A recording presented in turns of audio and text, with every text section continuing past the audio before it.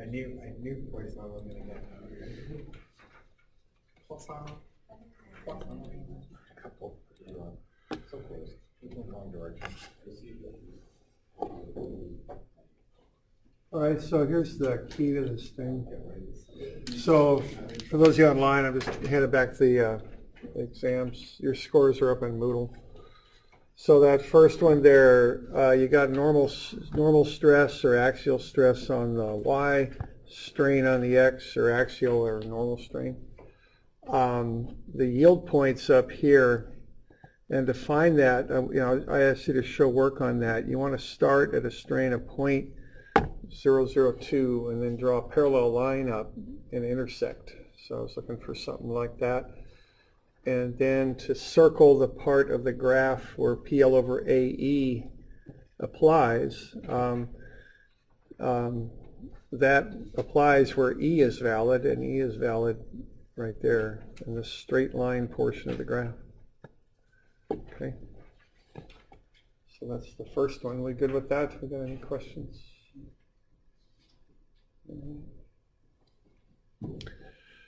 Okay, the second one, the area is what's attached, and what's attached is 0.22 times 0.32, so that's 0.0704 square meters. So that's what's attached. That's over here.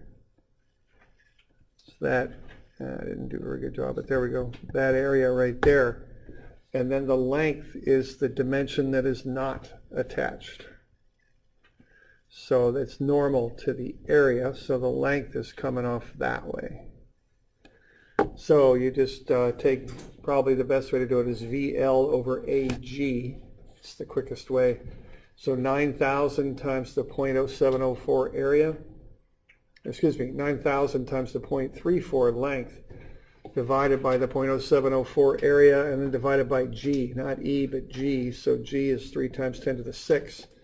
When you run that, you get 0.0145 meters. Okay. Good with that one?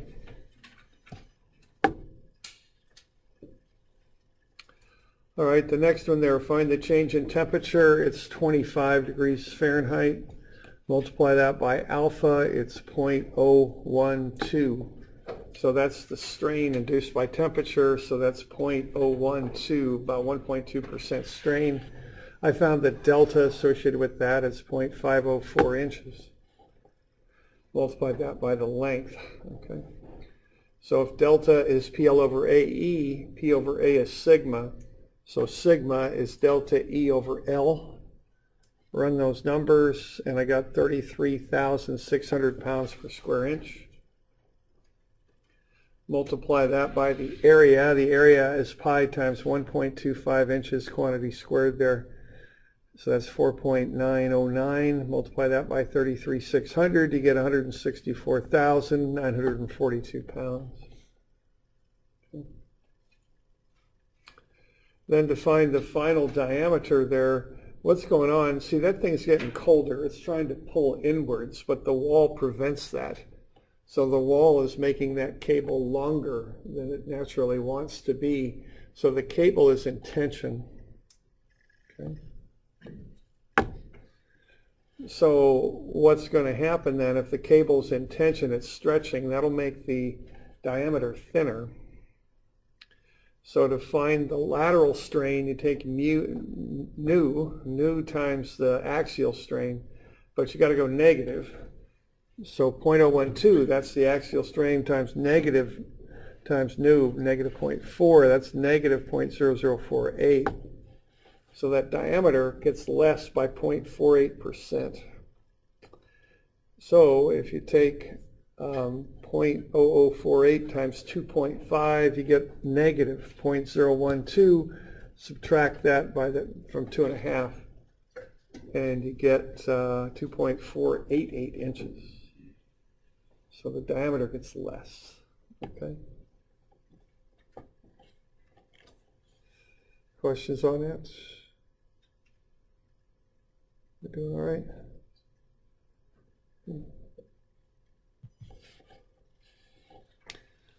Okay, the next one there, that's statically indeterminate. Sum of Fy is 0 is the sum of the three forces. So PAB, PEF, and PCD added together gets you 360,000. Take a moment around D, you'll get that AB and EF are equal. Then you do, so that's statics. That won't get it all for you, but then you use the strengths. So PAB is PEF. Okay. So what you got here then, excuse me, that's what you get from statics there when you do the moment equation. So I skipped a whole step there. So sum of Fy is 0. So that gets you that PAB plus PCD plus PEF all added together is 360,000. Then you take a moment about D, and from that you find that PAB equals PEF. So from that you can get your statics equation that 2 times PAB plus PCD is 360,000. Then what you do is you realize that delta AB is delta CD. They're equal to each other when they're equal to PL over AE. You don't know the P's, but you know the L's, the A's, and the E's. So the A's are 0.0024. The E's are shown. Now they're not the same. There's 2.6 and 2.4 times 10 to the 9. And then you've got the lengths are 1.5 and 1.2. So when you combine all those, what you get is that PAB is 0.867 PCD. That comes from the strengths. So you can put in 2 times PAB. Now PAB is 0.867 PCD, so 2 times 0.867 PCD plus PCD is 360,000. You can work that down and solve for PCD. It's 131,707 newtons. Plug that back into delta as PL over AE, and you get the deformation of CD. Okay.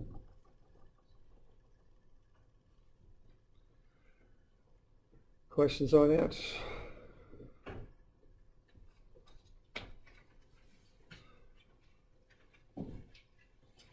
Okay. So that was the part of the test on the, the fundamentals of strengths. I mean, some of the basic things we deal with.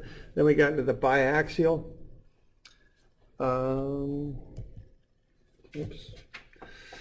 Okay, so the next one was, and that's on a different, I missed a sheet here. So there it is. Here's the biaxial.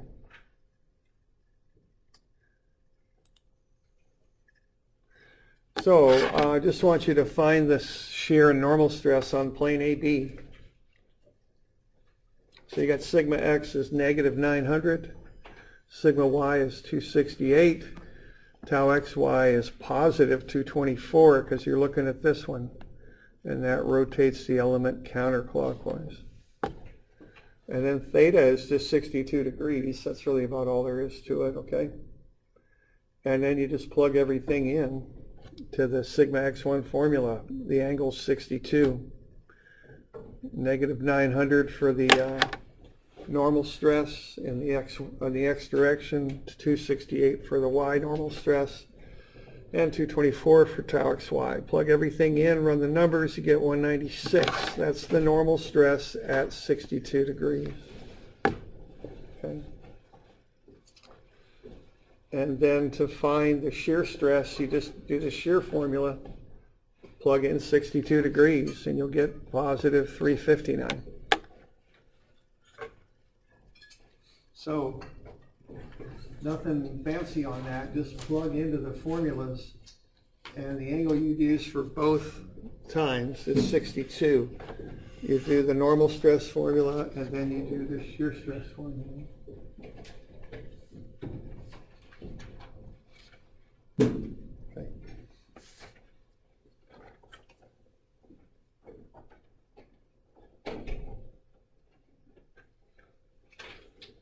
Okay, so that's this formula is 25 and 6. That's about it. Okay. Then we look at the failure down below there on that plane. If that plane fails in a positive normal stress, it will just pull apart. So the stresses will pull normal to the plane. You'll end up with something like that. Fifth one from the left. If it fails in a negative shear, the best way I remember that is it's just like a negative couple. So it's clockwise. So I would just draw that right on there. For the negative shear, it's doing that and that. So it's going to pull that top one up right, the lower one down left. Okay.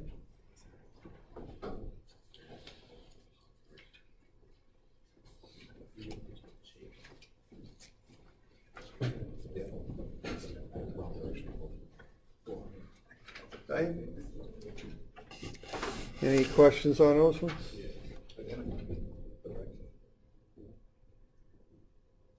Okay.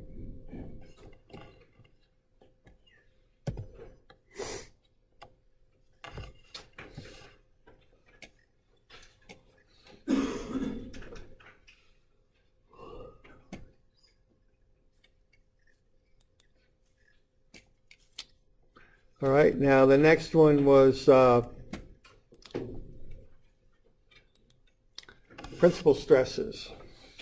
So I said, what's the maximum tensile stress in that element there?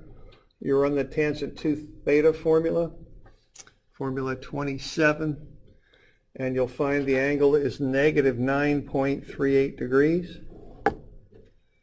Okay. You've got sigma x is 272, sigma y is 60, tau xy is negative 36. Plug those four things into the general stress formula, 25. Run the numbers, and what you get out of that is 278 megapascals. That's what occurs at negative 9.38 degrees. That's the biggest tensile stress.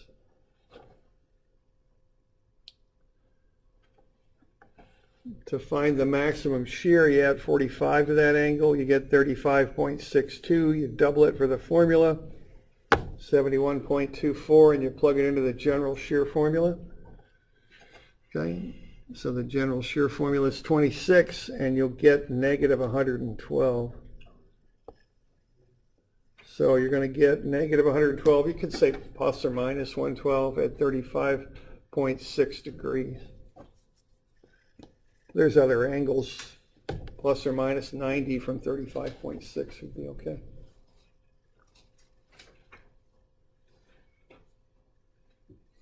You doing all right with that?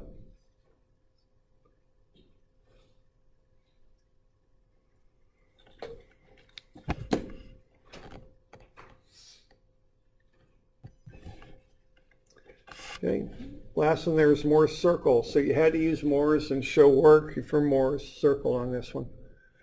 So A is the stress on the x-plane, that's 396 and 492. B is stress on the y-plane, that's negative 286, negative 492. C is the middle, that's 55, 0. Okay, so you want to start there. Then you can plot up the circle, so I got A and B plotted there. So remember, shear's down positive, so A is in the lower right quadrant, quadrant 4. B's in the upper left quadrant, quadrant 2. C's in the middle, right on the x-axis. Shear's positive down. So then what we want to do is take this triangle out of here and analyze it. So the triangle's right there. Right triangle. What you got 492 for the one side, then you're at 55 and you're going out to 396. So 396 minus 55 gets you that top leg, which is 341. So you got a 341 by 492 triangle there. Theorem of Pythagoras gets you the length of the hypotenuse, it's 599. The angle is found by doing arctangent, 492 over 341, it's 55.3 degrees. So you got the center point, you got the hypotenuse of that circle, which is the radius, hypotenuse of the triangles, It's the radius of the circle. So you go minus 55 plus 499, and I'm sorry, that shouldn't be minus, that should be plus. So that's plus 555 plus 599, so that's 654. That's over here. That's as big a positive a value as you can have. And then you take your center point, positive 55 minus 599, you get negative 544, so that's over there. Okay, so that's your most positive and negative x values. And what those are the principal stresses, principal normal stresses. And then you've got the shear, positive and negative, is just equal to the radius, like that. Okay. So there are the principal stresses. The center point plus or minus the radius, basically. Okay. Yeah. So how did you decide on the scale on it? Okay, so the question is how do you decide on the scale? I don't worry about the scale. I just draw a circle within the graph. I look at my A and B values, figure out what quadrants they're in, and draw them in. And then I just put an axis system based relative to where that center point is. So I just drew a circle that would fit that square, that grid square. I put in points A and B. So A has a negative, or excuse me, a positive X and a positive Y, which is down. So I know that's in quadrant 4. B has a negative X and a negative Y. I know that's in quadrant 2. So I put those about where they belong, and then I get a center point. I figured the center point was 55, wasn't it? Actually, this axis is no good. I screwed up on that. It ought to be over here. Okay. That's my bad there. Okay. And then I just go from there. I don't worry about getting it to scale. I'm more worried about having a little teeny circle over on one far side or the other than I am about perfect scaling. So I just draw a big circle to use up a big piece of graph paper. Then I figure out what quadrants the A and B are in. And then I figure out where the axis would go. I mean, that's my thought, my step-by-step process going through that. It doesn't have to be right to scale. Okay. Other questions so far? Okay.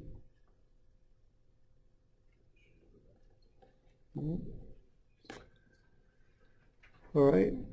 Now the last thing here to do is to figure out this last triangle here. You already figured out you got 55.3 degrees. You're going to turn off of the x-plane 32 degrees to get to this plane CD that you want to find out about. So that's 32 right there. So you double 32 and get 64. Subtract off the 55.3 from it, you get 8.7 degrees. So what we're doing here is we're starting at the plane that represents the x-plane, which is point A. We rotate counterclockwise twice 32, so that's 64. And then we're going to use up 55.3, getting up to the x-axis. That leaves 8.7 more. So what you end up with there is a right triangle with an 8.7 degree angle there. And that's what you end up with. You know the hypotenuse is 599, so you want to do the trig and get the legs figured out of that triangle. And they're 592 and they're 90.6 when I do the trig on that. So knowing the center point, you can figure out the other values. The vertex, which is the center point, is 55. So add the bottom leg of the triangle, you get 647. Okay. And then the shear is up, so that's negative, and it's 90.6. So the shear is just negative 90.6. Okay.